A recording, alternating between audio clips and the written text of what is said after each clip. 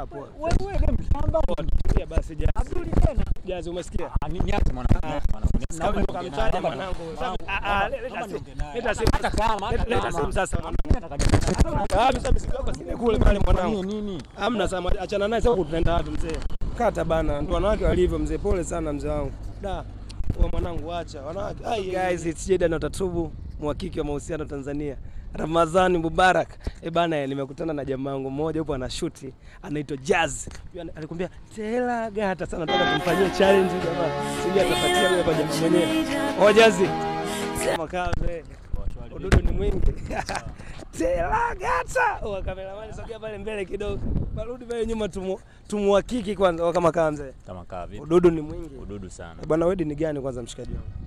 Bana mimi Mkristo. Mkristo? Yeah. Kwanza hii advertise kabla sijakuhakiki. Yeah. Nataka nihakiki mahusiano yako. Mimi nakupa kwanza 10,000.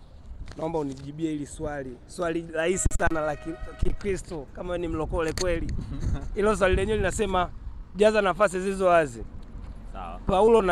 Paulo na Dash waliomba milango ya Dash ikafunguka. Paulo na Dash waliomba Dash milango ya Dash ikafunguka.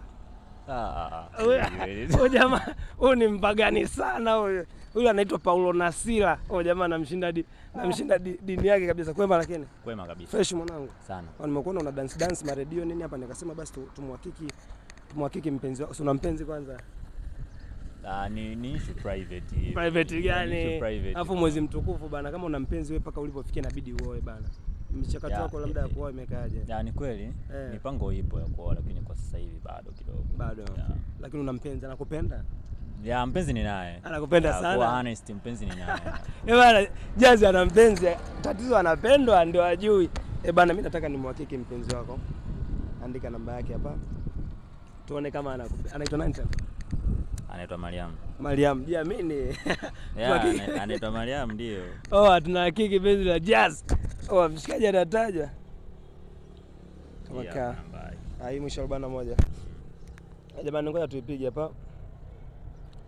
Tuone atamtaja. Anaishi mtaja. Asante.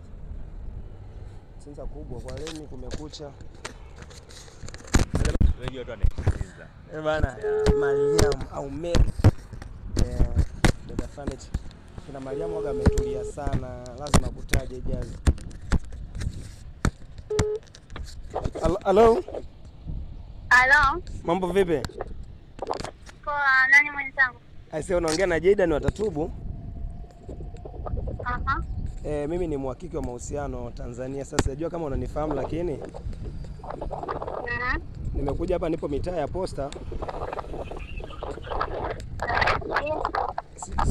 Sijui upo kwenye daladala. Yeah. Na maana nasikia kelele kidogo. Sasa mpenzi wako kuna mzigo ametupatia hapa, tuko Posta. Mpenzi wako akasema tukufikishie Mariam kwamba anakupenda sana sana sana, sema anataka umtaje jina lake, anaitwa nani?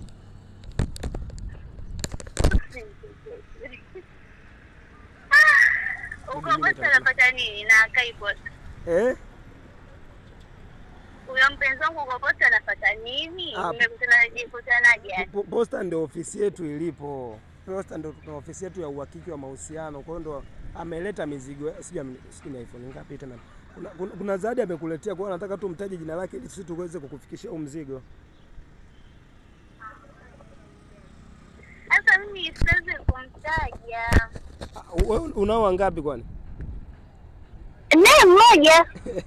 Sasa kama ni mmoja unashindwaje kumtaja na ndio tupo naye hapa? Hata namtajaje kati sijui, yani sielewi. Basi sikia, fanya kitu kimoja. Mtaja basi hata herufi yake ya mwanzo basi. Jamaa anakupenda sana.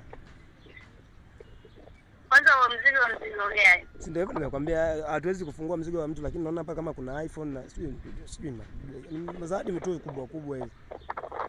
Afu chini ni hela sijui. Sasa kushikata mimi. Anaitwa nani? Abduli?